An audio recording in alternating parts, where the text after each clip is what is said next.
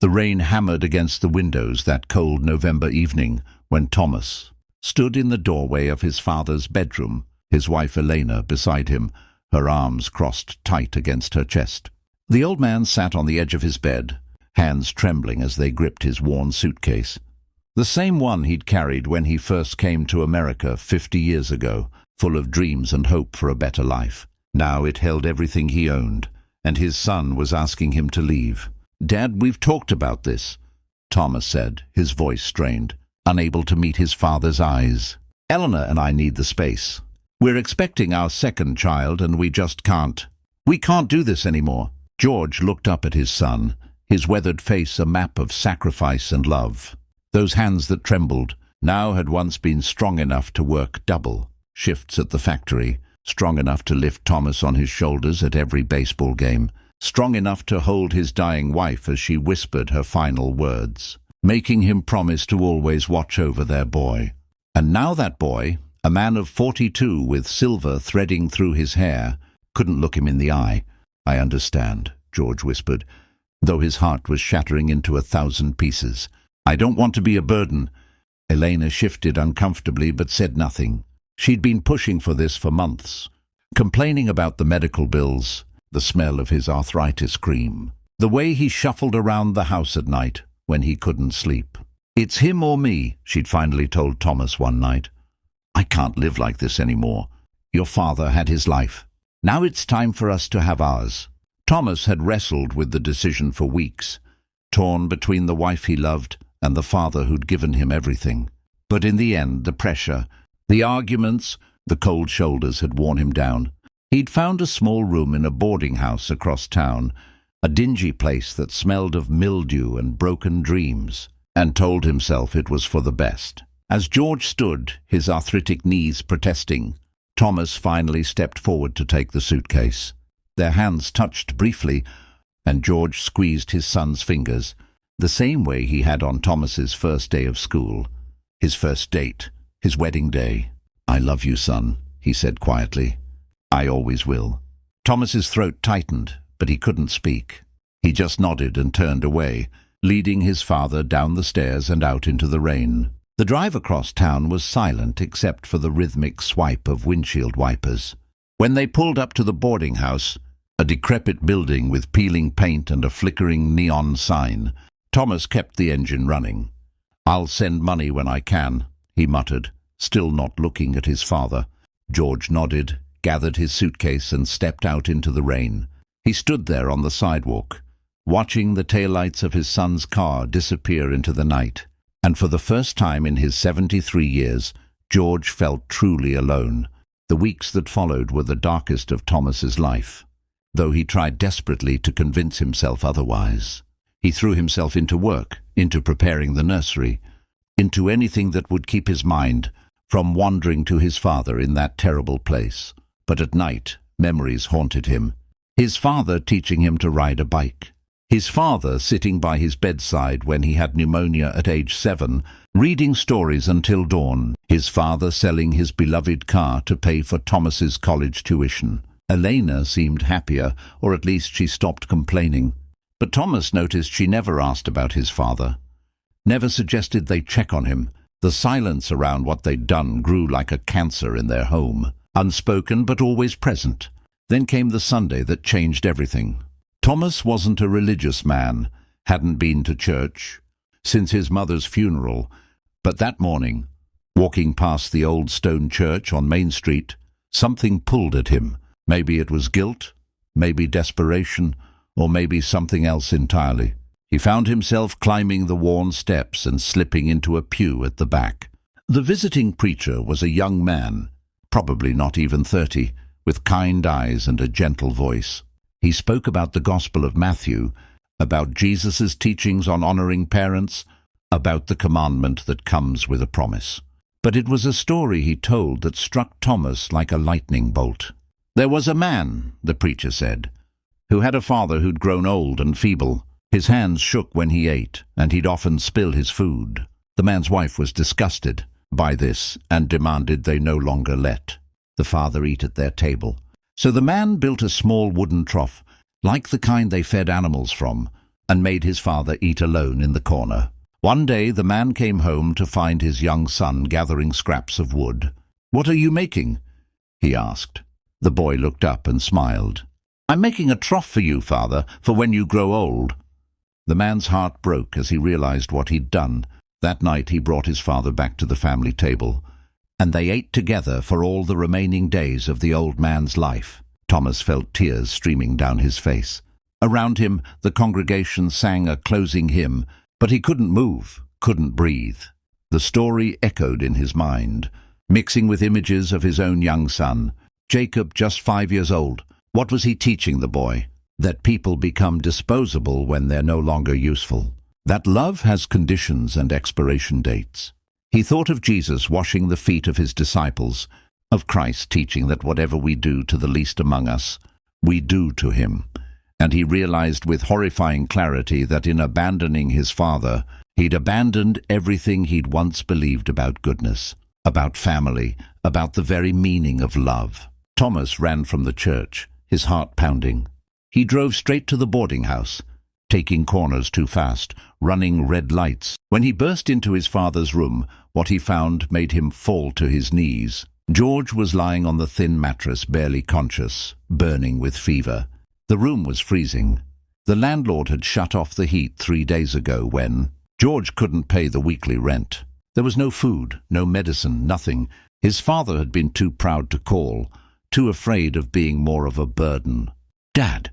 Thomas gathered the frail man in his arms, shocked at how light he'd become, how his strong father had withered to almost nothing in just a few weeks. "Dad, I'm so sorry. I'm so sorry." George's eyes fluttered open, and even in his delirium he smiled. "Thomas, my boy, I'm here, Dad. I'm taking you home. Your real home, where you belong." Thomas carried his father to the car, wrapped in the only blanket from the bed. He drove straight to the hospital, where doctors determined George had pneumonia and severe malnutrition. It was touch and go for 3 days, and Thomas never left his bedside, praying prayers he'd forgotten he knew, making promises to a God he'd neglected for years.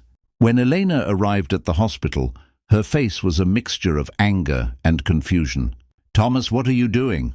You can't just—" "Yes, I can," he interrupted, his voice firm but not harsh. "Elena, I love you, but I was wrong. We were wrong. This man gave me everything. He sacrificed his whole life for me. And when he needed me most, I threw him away like garbage because it was inconvenient." He took her hand, his eyes pleading. "I need you to understand. Dad is coming home. Not to the spare room, but to our home, to our family. If you can't accept that, then we have a bigger problem than I thought." Elena looked at the old man in the hospital bed, so small and vulnerable, then at her husband's tear-stained face. Something shifted in her expression. Maybe it was shame, maybe fear of losing her husband, or maybe, just maybe, it was the first stirring of conscience. She thought of her own parents, healthy and vibrant now, but growing older every year. Would her children learn from this moment that the elderly were disposable? "Okay," she whispered finally. "Okay, Thomas, you're right. Bring him home." George recovered slowly. Thomas converted the downstairs study into a bedroom so his father wouldn't have to manage the stairs. He hired a part-time nurse. He sat with his father every evening, listening to stories of the old country, of his mother, of days gone by. And something miraculous happened. The house that had felt so cold and empty began to feel like a home again. Jacob, their 5-year-old son, became George's shadow. The old man taught him to play chess, told him stories, showed him how to whittle little animals from scraps of wood. The boy's laughter filled the house in a way it never had before, and Elena found herself smiling at the sight of 3 generations gathered around the dinner table. Each night, one evening, months later, Thomas found his father in the backyard garden, helping Jacob plant tomatoes. George's hands still trembled, but they were stronger now, steadier. The old man looked up and caught his son watching, and they shared a smile that needed no words. That night, as Thomas tucked Jacob into bed, the boy said, "Dad, when you get old like Grandpa, I'm going to take care of you too. You can live with me forever and ever." Thomas kissed his son's forehead. tears in his eyes. "I know you will, buddy. I know you will." Later, unable to sleep, Thomas stood in the doorway of his father's room. Watching the old man rest peacefully, he thought about the young preacher's sermon, about the wooden trough, about the lesson Jesus had taught through a simple parable. He thought about how close he'd come to losing not just his father, but his own soul. George stirred and opened his eyes, seeing his son silhouetted in the doorway. "Can't sleep?" he asked softly. Thomas entered and sat on the edge of the bed, taking his father's weathered hand in his own. "Dad, I need to say something. I need you to know how sorry I am. I was selfish and cruel, and I almost lost you because I was too weak to stand up for what was right. You deserved so much better from me." George squeezed his son's hand, his eyes glistening in the dim light. "Thomas, do you know what I prayed for every night in that place? Not for comfort, not even for rescue. I prayed that God would help you find your way back to the man I raised you to be. And he answered my prayer. You're here now. We're together. That's all that matters. How can you forgive me so easily?" The old man smiled, a smile full of wisdom and grace. "Because that's what love does, son. Real love. The kind your mother and I had for you. The kind God has for all of us. It doesn't keep score. It doesn't hold grudges. It just keeps loving, hoping, believing. You made a mistake, but you made it right. That takes courage. I'm proud of you." Thomas broke down then, sobbing like a child, all the guilt and shame pouring out. And his father held him, the way he had so many times before, and whispered that everything would be okay. 2 years later, George passed away peacefully in his sleep, surrounded by family in the home where he belonged. At the funeral, Thomas stood before the gathered crowd and spoke about his father's life, his sacrifices, his unwavering love. But he also spoke about his own failure and the lesson he'd learned, that Jesus' teachings aren't just ancient words, but living truths that can transform us when we're willing to listen. "My father taught me many things," Thomas said, his voice breaking. "But the greatest lesson came when I'd failed him completely. He taught me about forgiveness, about grace, about the kind of love that doesn't give up on people. That's the love Christ showed us. That's the love we're called to show each other." Elena stood in the front row, holding their now 2 children, tears streaming down her face. She'd changed too in those final years with George. The old man's gentle presence had softened something hard in her heart, had shown her that sacrifice isn't weakness but strength. That family isn't a burden but a blessing. As they lowered George into the ground beside his beloved wife, Thomas placed a hand on Jacob's shoulder. His son, now 7, stood tall and solemn, understanding in his own way the weight of the moment. Thomas knew that the boy had learned something precious from his grandfather, something that would echo through generations, that love isn't measured in convenience or comfort, but in commitment and sacrifice. The lesson Jesus had taught Thomas through a simple sermon, through the example of washing feet and honoring the least among us, had taken root and grown. It had saved not just his father's life, but his own soul, his marriage, and his family's future. And as Thomas walked away from the grave, his son's hand in his, Elena's hand in his other, he whispered a prayer of gratitude for second chances, for the persistent voice of conscience, for a father who loved without condition, and for a Savior who teaches us, even in our darkest moments, how to find our way back to the light.